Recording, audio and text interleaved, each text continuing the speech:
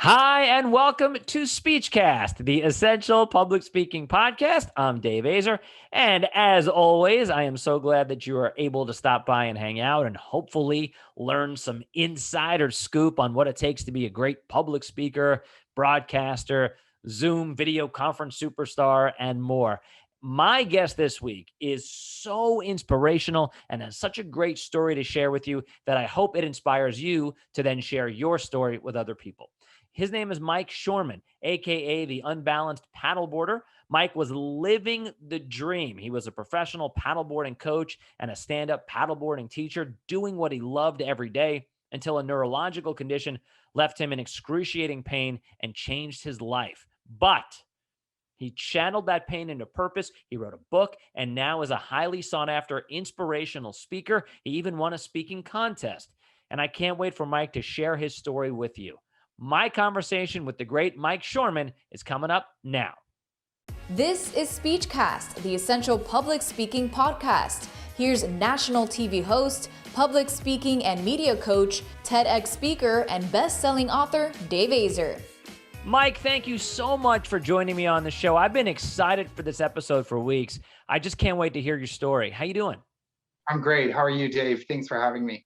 It's my pleasure. This show is built for people like you because you have an inspirational story and you're telling that story to people, which is exactly what we strive to do here on Speechcast, is to get people fired up to share their own inspirational stories. So let's go back to, as I understand it, you go on a trip to India and you sort of have this awakening in your life that you just want to devote your life to paddleboarding. And that's the game plan. Is that right? Yeah, no, it was like an eat, pray, love kind of trip. I was running away from something, but running towards something at the same time. And while I was there, I had this light bulb moment of wanting to take a hobby and turn it into a profession, and make it experience-based for consumers and yeah, no, it totally changed where I was in my life and where I was going. But it was definitely the point where everything changed. Now, had you been interested in paddleboarding before that or at that point, or you were just like, you know what sounds fun? Paddleboarding. Yeah, I don't think anybody's like, oh yeah, I think I'm just going to become a race car driver teacher today. No, I had taken it as I did lessons and then from that I turned it into a hobby for several years. It still is. It's been for many years. It's the fastest growing water sport in North America. So a big boom was happening, and I was very aware of the markets and the forecast for it. And I thought, it's a great place to do it where I was located. And there was definitely, room for me in the market to craft what I wanted to build. So I was really looking forward to that. And it was, a huge part of, it's a huge part of my story, and yeah, here we are. Right. So what happens from there? So you get back home, you do all the things that you just said you wanted to do. You're building this career, you're coaching, you're teaching, and then one morning your whole life changes. Yeah. So I just so with paddleboarding up in the Northeast, it's a seasonal thing. You can only do it 6 or 7 months. Like I do it 12 months a year, but most normal people don't want to be outside freezing on a paddleboard. So I went out to California to set up a business partnership, which would have had me running corporate retreats. And I came back and I was, on top of the world. And I thought, okay, I'm going to be in California 6 months a year and in Canada 6 months a year, and things are going to be great. And then I woke up and I had this sudden neurological condition that just attacked my system. And it was brought on by stress. And it's called Ramsay-Hunt syndrome. So what it is it's a reactivation of chickenpox. I don't know if you've had it.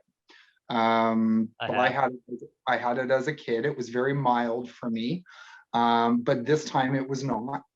And my face collapsed on the one side, vision impairments, hearing impairments still, and dizziness, vertigo, and I lost my sense of balance, so my mobility. And in 5 days, business gone, independence gone, social life gone, and everything that I built was, a memory. And I was facing a very new reality. So a completely different and unforeseen journey. Sure, right, because you weren't sick leading up to it. It just hit you like a ton of bricks.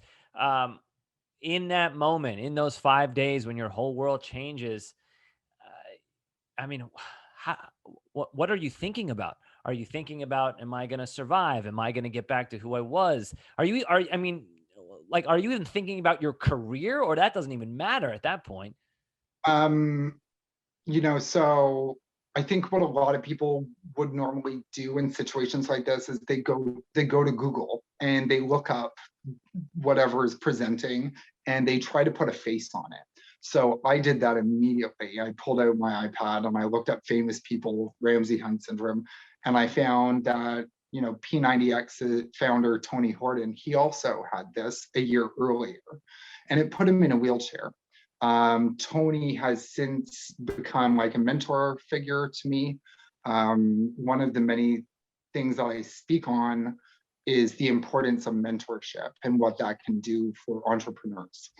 But that's one of the things that I did. And Tony said, everybody's pain tolerance is different, but this is comparable to, in terms of pain, having both of your kneecaps blown out at the same time. So it was exhausting. And I was just focused on getting through every day as best as I could. It didn't really hit me initially when the doctors said, "What do you do?" And I said, "I'm a professional paddleboarder." And they said, "Oh boy." Like, it didn't really register. It registered when I went for an MRI to rule out brain damage, how significant this was, and that this is going to mean the ending of my business, the ending of everything that I created. And that was really, really hard to process.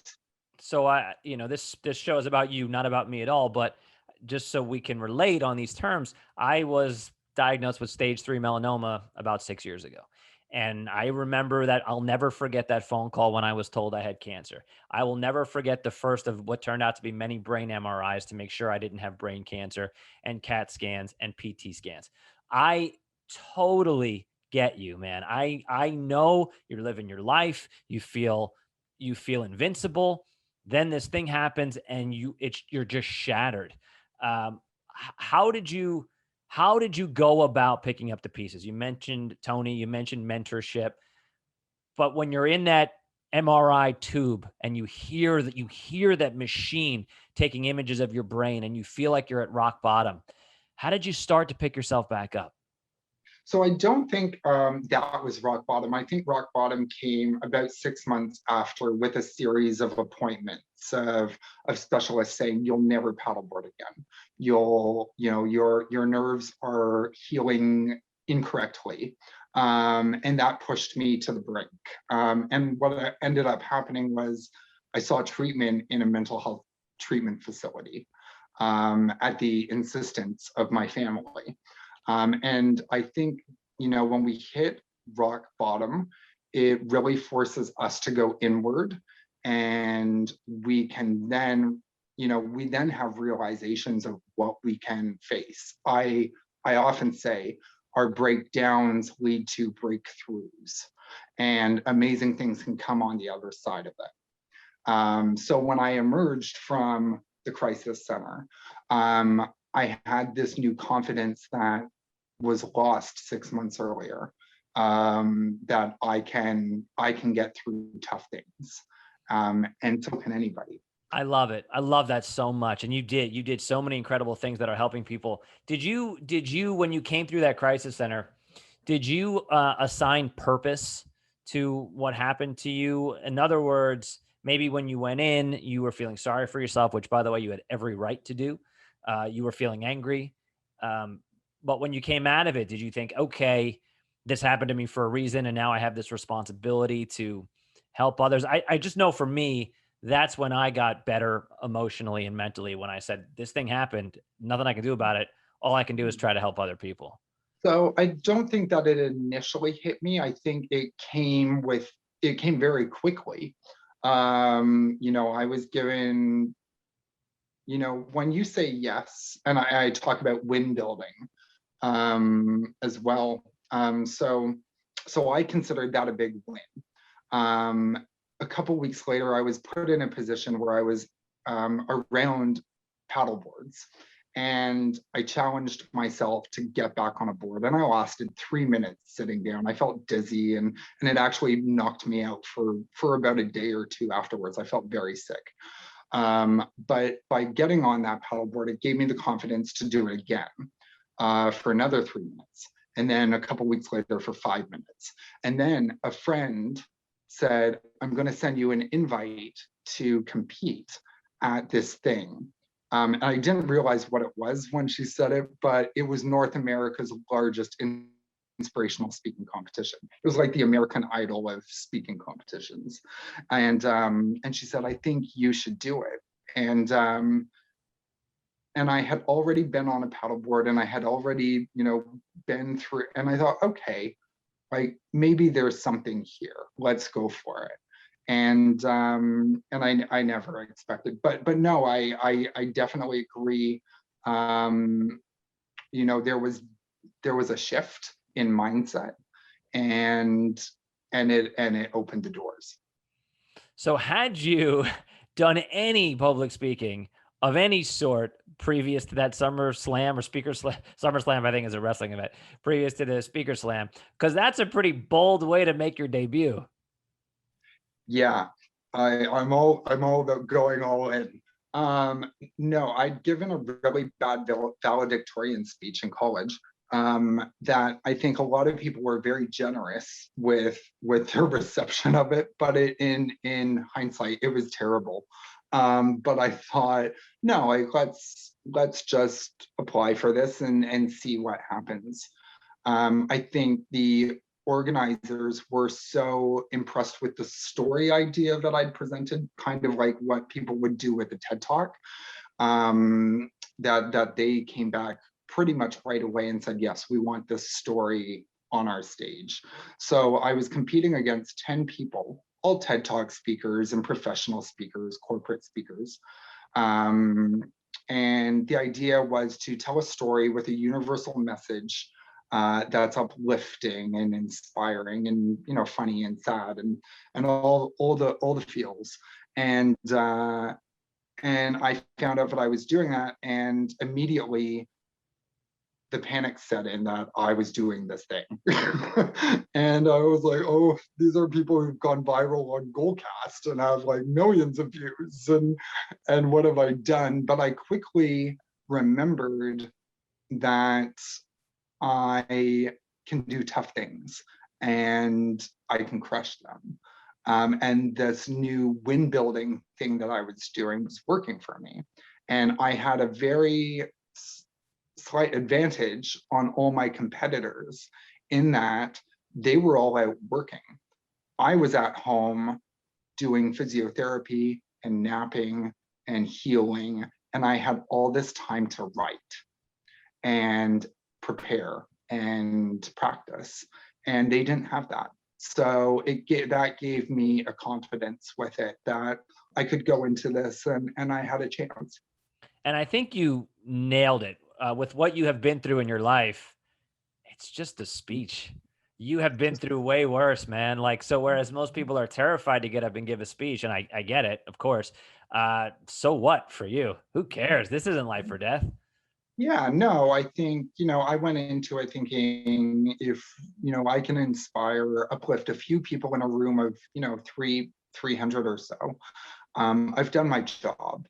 And, when I came off stage, like they were standing for several minutes. When I was called up at the end of the night as the winner, I remember them counting down like third place, second place, and then first place. And I remember when when they called the second person, everybody at my table looked over and they were just looking at me like, you did it. You've got this. Like it was amazing. And what happened after, the viral partners picking it up and it going out on Power of Positivity to their 35 million subscribers, and Ashton Kutcher putting it out, and Jay Shetty putting it out. Like, I never imagined any of that. But what it did was it connected me with a broader audience of people who didn't have my condition, but people who were also struggling and saw themselves in that talk on those platforms. People who had melanoma, people who had Parkinson's or multiple sclerosis, or people who were just, struggling with life. And that's the thing, Mike, about great speeches, is that you and the audience don't have to suffer from the same exact affliction as the speaker, or forget suffer. I mean, you don't have to have the same life experiences as the speaker. A great speech is relatable to everybody. So it doesn't matter what your affliction was, what my disease was. Doesn't matter. It moves people. People get it. Yeah, no. And it just goes like, so yeah, windows and doors were just open from that. A worldwide movement of mental health and came from that. Awards have been won because of that. I am the 2021 International Stand-Up Paddleboarding Man of the Year because I won that 2 years ago, and what that did. And it keeps on going. I've just got a nomination to be inducted into the Canadian Disability Hall of Fame because of that, and it just keeps on going. Like, the wins just keep on going. Man, and it's so cool. It's so cool to hear this. I'm so happy for you that you've achieved all this. And because it's not even about you, yes, sure, of course it is about you, but with every one of these things that you are achieving, that's another batch of people who get to learn about your story. And that is the reason you're doing all this. It's crazy. No. So I pivoted, from paddleboarder into motivational speaker, author, mental health advocate. I never imagined to be doing what I do today. I now speak at businesses and schools on, CSRs, corporate social responsibility. I speak about, winning teams and how to build them. I never foresaw giving presentations on all that kind of stuff. So let's nerd out a little bit, since this is a public speaking podcast, and I'm sure there are people listening who are now thinking that they want to do what you're doing. Each time you get one of these speaking gigs, talk me through that. Do you now have 5 speeches and you just pick the one that's most appropriate? Do you try to cultivate a brand new speech depending on the audience? In other words, your agent or whomever it is gets a call, says, "You want to do this?" And then what happens? So, technically I have about six talks that I do regularly, from neurodiverse inclusivity, to corporate social responsibility, to winning teams, becoming a champion, different topics that are my focus areas. I think with any professional speaker, what they do is they consider what they have within them, their expertise, like a deck of cards, and you can shuffle them around and play with them for whatever audience is hiring you. So if I'm speaking at Google, and they want me to speak on winning teams and how to build them, the speech is going to be different than speaking at a school on anti-bullying. However, the stories are going to be similar, just the lessons are going to be different. Are you on, do you use notes? Do you have a PowerPoint? You just get up there and command the stage? How long are the speeches? So it depends. Most are an hour to an hour and 15 minutes. Most are prepared, an hour and 15 minutes plus usually a workshop. Although it's different every time. Sometimes, they want it's very prepared and there's a slide deck and there's presentations. Although, a couple of weeks ago, I did a presentation with a real estate company, and that was just for their board of directors. They bring in a speaker every time they have a board meeting to uplift and inspire them, because it's a challenging time right now. And they said, no, we don't want a Dutch. We just want you. Just come and lift us up and motivate us. So it's different every time. And your craft, your skill level in the craft. Whereas when you did it the first time, even though you won the competition, my guess is you did not nearly have the level of performance that you have now. I'm sure now you use your voice and you pause and you bring them in, and you know when to take a little more and when to give a little more, right? It's Yeah. it's like paddleboarding. It's like anything else. There's a nuance to being great at it. Yeah, you bring, I think, it's a skill that is honed, and it comes with practice, and the more you do it, the better you become. You mentioned, you said anti-bullying a few minutes ago. I'm wondering, what are those speeches like? What is it like to talk to kids about, one of the toughest issues that they're going to face? Right. So so this is really interesting. And it just happened at the beginning of this year.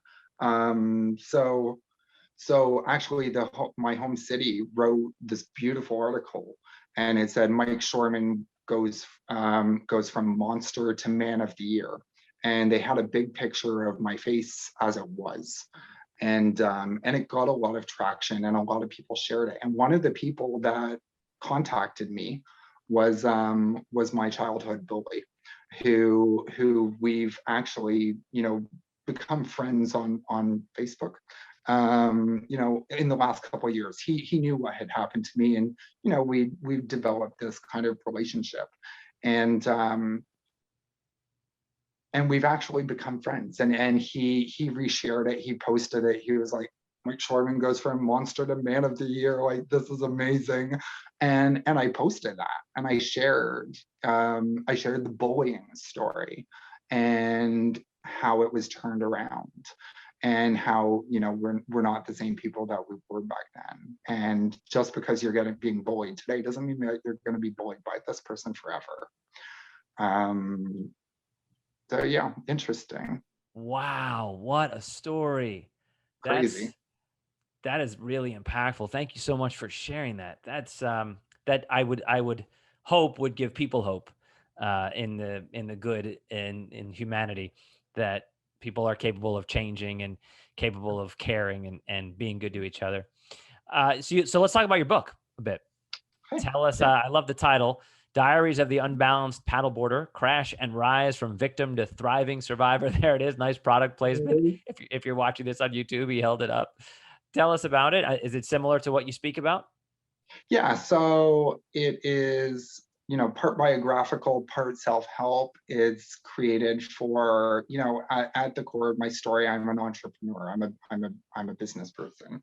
I, was a paddleboarding coach, but I've pivoted, and now I work with several companies. I work with apps. I work with speaking. So at the core of the story, it's a story about a business person and what happens when their life is thrown into chaos. So it's part biographical, part self-help. I try to keep it light and funny. I use a lot of pop culture if people are into that. I'm a big fan of TV, film. So there's a lot of fun references that are dropped in there, like Easter eggs for entertainment value. And I wrote it as a beach read, something light, that when I go to the beach, I don't want to bring something that's really tough to get into and a struggle. So I just want something light, and I wanted to create something like that. So Diaries of the Unbalanced Paddleboarder, Crash and Rise was born. I love it, man. Your whole energy is just so optimistic and positive. What would you say to people? Because people have asked me, how I stayed so optimistic through everything. And by the way, I had some really dark moments in my own journey, really, really tough days where I couldn't get out of bed. But I don't know. I just ultimately landed on being an optimist through gratitude and through paying it forward and just like sort of the bigger picture. So I guess my question is to you, when people hear your story and they think of all that has, happened to you and was taken from you, as some people might think about it, and woe was me and woe was you kind of stuff. When they say, how can you be so optimistic? How can you smile and write a book that's fun? What would you say? I would say that nothing in life stays the same forever. So where you are right now is not where you are going to be 6 months from now, a year from now, 2 years from now. Good and bad. It's always changing. But there are, there are tools that we can implement into our lives that will make it easier and will help you progress wherever you're going. So I would just tell to trust the process, continue working on yourself, and be open to opportunities, because you never know what's around the next corner. And in your own personal story, not only have you worked on yourself, you've also helped thousands of people, which is such a blessing. And what else is there? I mean, that's just, it's a miracle. I've enjoyed this so much. Thank you so much for spending time with me today. I knew this would be great, and it exceeded my expectations. If people want to read your book and maybe see your speech and learn more about you, how do they find you? Yeah, so people can find me on www.mikeshoreman.org, or they can find me on Instagram. I'm on as the Unbalanced Paddleboarder, Mike Shoreman. I'm on Facebook, I'm on Twitter, LinkedIn, and happy to connect with anybody. And how is your paddleboarding these days? It's great. I'm actually so right now I'm training. I'm attempting. I'm not going to say attempting. I'm becoming the first person with a disability to cross international waters this summer. So I'll be paddleboarding from the US to Canada, raising funds for a youth mental health charity. So, right, it's a lot of work. So I'm doing training, and I'm doing, I'm working with a lot of corporate donors. The last 6 or 8 weeks have been crazy. I built databases of the top mining companies, oil companies, tech companies, insurers, real estate, banks, and I wrote them all letters and filled out forms. So I've heard back, it's building, and we've raised several thousand, and we're hoping to raise $1 million this summer. So it's a lot of work, but it's really exciting. What a guy. What a guy. That's awesome, Mike. Congratulations.